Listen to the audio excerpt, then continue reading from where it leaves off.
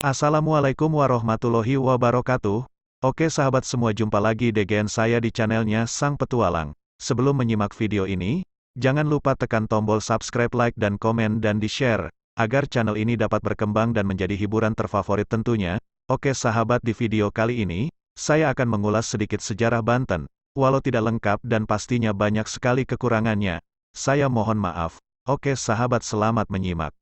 Kesultanan Banten merupakan kerajaan Islam yang pernah berdiri dan berjaya di ujung barat Pulau Jawa, yaitu di Provinsi Banten saat ini. Kesultanan Banten didirikan pada abad ke-16 Masehi oleh Sunan Gunung Jati atau Syarif Hidayatullah, meski sang Sunan tidak pernah menjadi raja di sana. Raja pertama Kesultanan Banten adalah Sultana Maulana Hasanuddin, tahun 1552 sampai tahun 1570 Masehi, yang juga putra Sunan Gunung Jati. Adapun raja terbesar Kesultanan Banten adalah Sultan Ageng Tirtayasa, yang berkuasa pada periode tahun 1651 sampai tahun 1683 Masehi. Sejarah Kesultanan Banten. Kesultanan Banten berdiri sebagai manifestasi dari penyebaran Islam dan kemenangan pasukan Demak mengusir Portugis dari Sunda Kelapa. Sebelum menjadi daerah Islam, Banten merupakan bagian dari Kerajaan Pajajaran. Dalam catatan sejarah disebutkan, Pajajaran menjalin kerjasama dengan Portugis yang saat itu sudah berkuasa di Malaya. Dari kerjasama ini, Pajajaran berharap dapat bantuan Portugis untuk membendung pengaruh Demak yang sudah mencapai Jawa bagian barat. Namun, usaha Pajajaran tersebut gagal. Portugis yang sudah berada di Sunda Kelapa berhasil diusir tentara gabungan Demak dan Cirebon yang dipimpin Fatahillah. Di pelabuhan Banten juga demikian. Belum sempat Portugis bercokol di pelabuhan itu, Sunan Gunung Jati keburu menguasainya dari Pajajaran. Keberhasilan Sunan Gunung Jati merebut Banten tercatat pada periode tahun-tahun 1525 sampai tahun 1526. Sunan Gunung Jati kemudian menetap beberapa saat di Banten dan membentuk suatu pemerintahan. Pada tahun 1552, Sunan Gunung Jati memilih kembali ke Cirebon, dan kekuasaan Banten diserahkan kepada anaknya, Maulana Hasanuddin. Maulana Hasanuddin lantas dinobatkan sebagai Raja pertama Kesultanan Banten, dan mengembangkan pelabuhan Banten menjadi pusat perdagangan internasional. Amsterdam Van Java, lambat laun Banten menjelma menjadi pusat perdagangan besar yang melibatkan pedagang-pedagang dari mancanegara. Komoditas utama Kesultanan Banten adalah lada, yang menjadi primadona dalam perdagangan pada zaman itu. Kesultanan Banten sendiri mencapai puncak kejayaannya saat diperintah oleh Sultan Ageng Tirtayasa tahun 1651 sampai tahun 1683.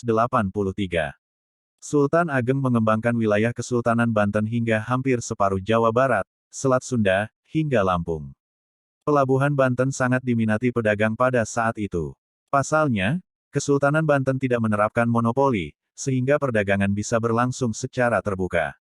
Selain perdagangan, Banten juga menjadi daerah yang inklusif bagi semua golongan. Meskipun diperintah dengan sistem Islam, namun kebebasan beragama sangat terjamin di Banten. Bahkan pada tahun 1673, dibangun sebuah kelenteng di Pelabuhan Banten sebagai simbol kebebasan beragama. Kemajuan Banten ini menarik perhatian kekuatan besar saat itu, seperti Portugis, Spanyol, hingga Belanda. Menurut Ayang Utriza yakin, 2008, kemajuan Banten membuat Cornelis de Houtman pada 1596 menggambarkannya sebagai Amsterdam Van Java. Kebijakan Kesultanan Banten yang menolak praktik monopoli perdagangan rupanya tidak disukai oleh Kongsi Dagang Belanda di Hindia Timur, VOC. Terlebih, Sultan Ageng terlihat sangat keras menentang VOC. Konon, berulang kali VOC melobi sang Sultan agar dapat mendirikan perwakilan di Pelabuhan Banten. Namun, permohonan tersebut selalu mendapatkan penolakan dari Sultan Ageng. Sultan Ageng kemudian menyerahkan tampuk kekuasaan kepada putranya, Sultan Debu Nasar Abdul Qohar atau yang dikenal dengan Sultan Haji. Sultan Haji berbeda dengan ayahnya.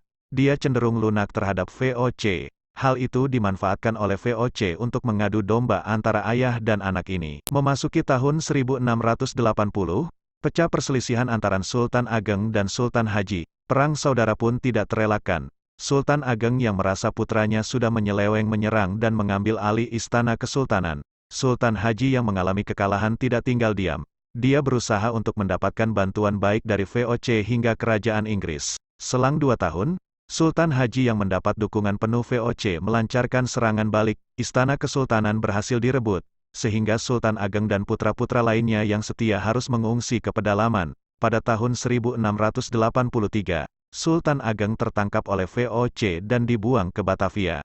Sementara Sultan Haji naik tahta sebagai penguasa Kesultanan Banten.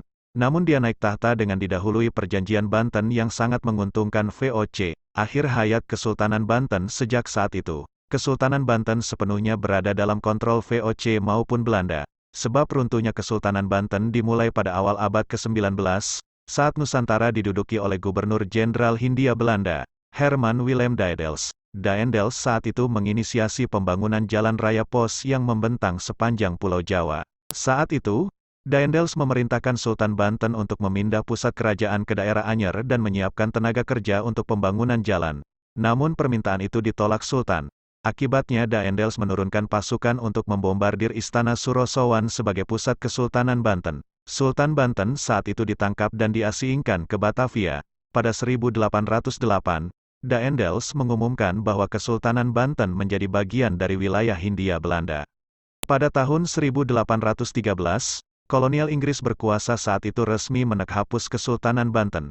Sultan Muhammad bin Muhammad Muhyiddin Zainusalihin diturunkan paksa dari tahtanya. Beberapa peninggalan Kesultanan Banten antara lain Masjid Agung Banten, Masjid Kasunyatan, Benteng Keraton Surosowan, Masjid Pacinan, dan Benteng Spilwik. Oke sahabat, sekian dulu video dari saya. Terima kasih sudah menyimak video ini. Sampai jumpa di video berikutnya. Assalamualaikum warahmatullahi wabarakatuh.